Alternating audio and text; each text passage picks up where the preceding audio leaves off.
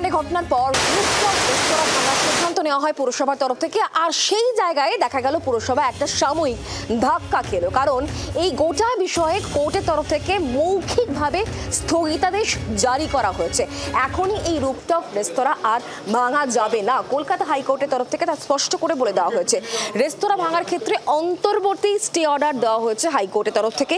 আপনারা এভাবে ভাঙতে পারেন না, এমনই মন্তব্য বিচারপতির। মহামান্য আদালত বলেছেন যে ওটা তো প্রায় ভেঙেই ফেলেছেন, আর কিছু করার দরকার নেই। ওর কি কি ছিল, মানে বিল্ডিং প্ল্যান ছিল কি না ছিল, ফায়ার লাইসেন্স ছিল কি ছিল না, আমাদের এক্সাইজের পারমিশন ছিল কি ছিল না, এগুলো নিয়ে পরশুদিন আসুন।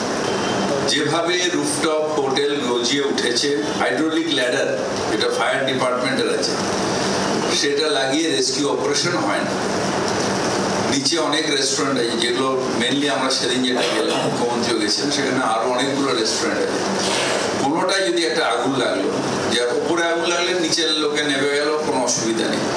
নিচে আগুন লাগলে লোকে রেস্কিউর জন্য উপরে যাবে, সেখানে হাইড্রোলিক ল্যাডার দিয়ে তাদের রেস্কিউ করতে হবে। যদি রুফটপ পুরোটাই আটকানো থাকে তাহলে হাইড্রোলিক ল্যাডারটা লাগাবে কোথায়, রেস্কিউটা হবে কোথা দিয়ে? যদি ভোট মনে করে যে না মানুষগুলোকে ওই রকম ভাবেই রেখে দিতে হবে, আমাদের কোনো আপত্তি নেই। বাংলার আওয়াজ, বাঙালির আবেগ, জি 24 ঘন্টা।